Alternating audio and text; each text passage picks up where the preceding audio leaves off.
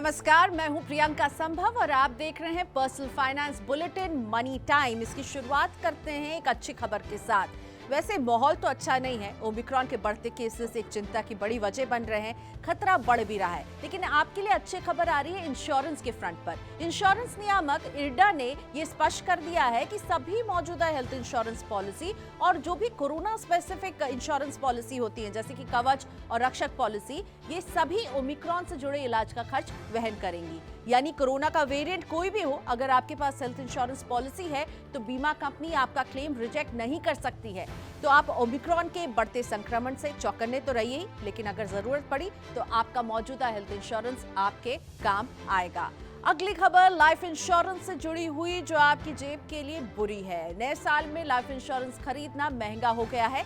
ICICI prudential life insurance, HDFC life insurance और Bajaj Allianz life ने premium 10 से 30% तक बढ़ा दिया है। आने वाले दिनों में दूसरी कंपनियां भी इसे बढ़ाने की तैयारी में जुट चुकी हैं। इस बढ़ोतरी के बाद अगर हम बात करें तो 25 से 35 साल का कोई शख्स है, उसके लिए 50 लाख का लाइफ कवर अभी तक जिसका प्रीमियम 9 से 10 हजार रुपए होता था, अब 12 से 13 हजार रुपए तक पहुंच जाएगा और ये बढ़े हुए प्रीमियम जो है नए खरीदारों को देने पड़ेंगे।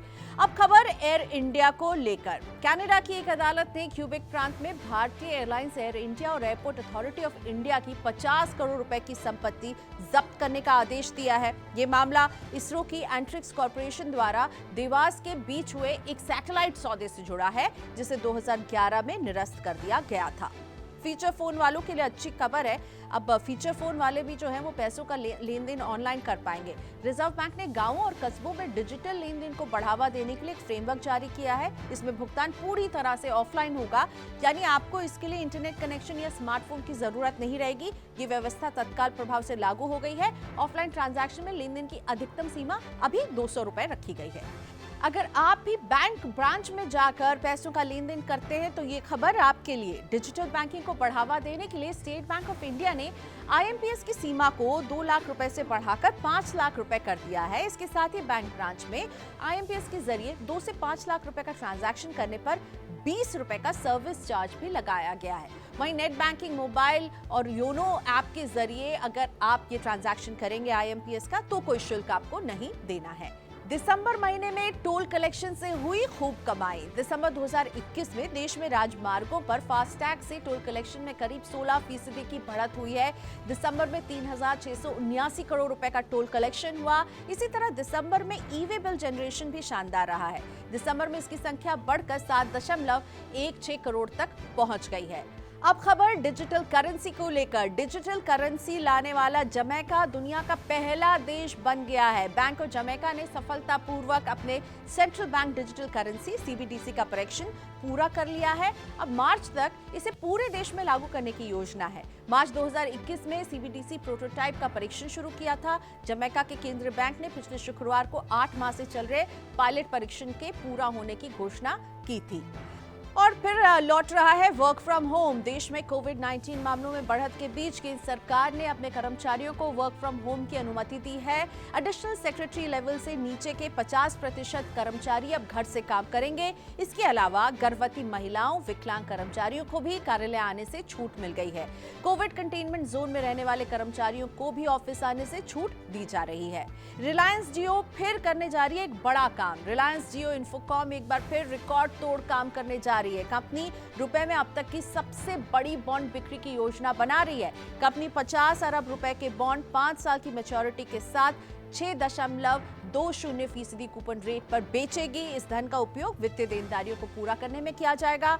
भारत में 5G सेवा शुरू करने के लिए भी इस धन की मदद ली जाएगी। इस तरह की खबरों के लिए अगर आप जुड़े रहना चाहते हैं तो मनी 9 के YouTube चैनल को सब्सक्राइब करना बिल्कुल ना भूलें और आप हमारे साथ जुड़ सकते हैं ट्विटर पर भी, फेसबुक और इंस्टाग्राम पर भी। इलेक्ट्रिक व्हीकल मालिकों के लिए अब है अगली अच्छी खबर मनी टाइम में।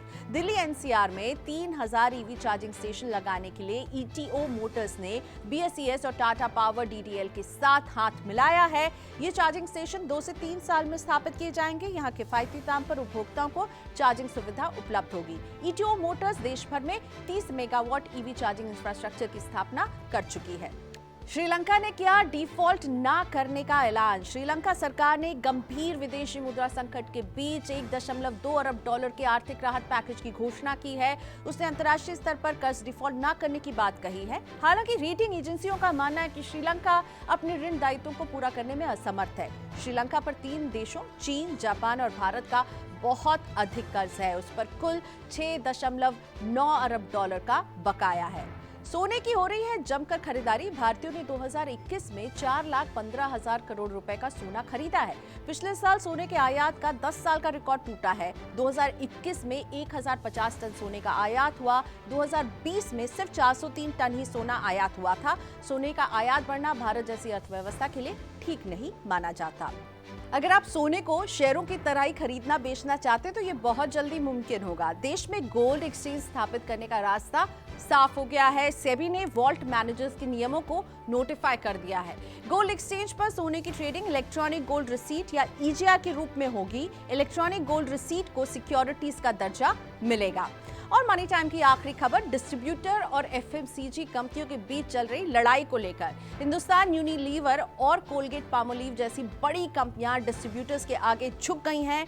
लंबे समय से डिस्ट्रीब्यूटर्स की मांगों को अनसुना करने वाली कंपनियां अब बातचीत के लिए तैयार हो गई हैं।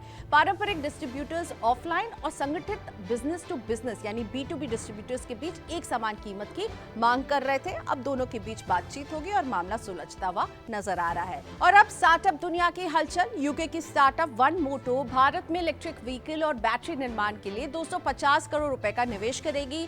वन मोटो तेलंगाना के Zaheerabad National Investment and Manufacturing Zone में अपनी फैक्ट्री लगा रही है। इसके इस साल के अंत तक चालू होने की उम्मीद है।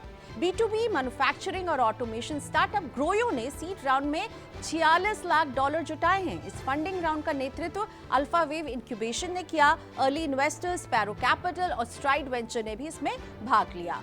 एक्सोटेल ने सीरीज डी फाइनेंसिंग राउंड में स्टेडव्यू कैपिटल और अन्य से $4 करोड़ की राशि जुटाई है। पिछले 12 महीनों में एक्सोटेल डेट और इक्विटी राउंड में लगभग $10 करोड़ हासिल कर चुकी है। ओला, स्विगी और HDFC बैंक अपने ग्राहकों को टेक्स्ट मैसेज भेजने के लिए एक्सोटेल के प्लेटफॉर्म का उपयोग करते हैं। मनी टाइम में अब वक्त है आपको IPO अपडेट देने का। जीपीटी हेल्थकेयर को IPO के लिए सेबी की मंजूरी मिल गई है। ILS अस्पताल श्रृंखला का परिचालन करने वाली कंपनी की IPO से 500 करोड़ रुपए तक जुटाने की योजना है। कंपनी IPO के तहत 17.5 करोड़ रुपए के नए शेयर जारी करेगी और इसके अलावा वो 2.98 करोड़ इक्विटी शेयरों की बिक्री भी पेशकश करेगी। प्रॉपटेक प्लेटफॉर्म स्क्वायर यार्ड ने 1000 करोड़ रुपए जुटाने के लिए IPO पर काम शुरू कर दिया है। ये रियल एस्टेट क्षेत्र का ऐसा पहला स्टार्टअप होगा जो IPO लेकर आ रहा है। पिछले साल स्क्वायर यार्ड ने हांगकांग के इन्वेस्टमेंट मैनेजर ADM कैपिटल से करीब $2.5 करोड़ जुटाए थे। LIC इस महीने के तीसरे सप्ताह में सेबी के पास दस्तावेज जमा कर सकती है। माना जा रहा है कि लाइफ इंश्योरेंस कॉर्पोरेशन का IPO 1 लाख करोड़ रुपए का होगा। ये भारत के इतिहास का सबसे बड़ा IPO रहने वाला है। तो मनी टाइम में इतना ही। इस तरह की खबरों को देखने के लिए और उन्हें समझने के लिए Money9 के YouTube चैनल को जरूर सब्सक्राइब कर लें। आप हमारे साथ जुड़ सकते हैं फेसबुक पर, ट्विटर पर और इंस्टा पर भी। और चलते चलते आपको छोड़ जाते हैं एक बहुत ही रोचक इन्फोग्राफिक के साथ।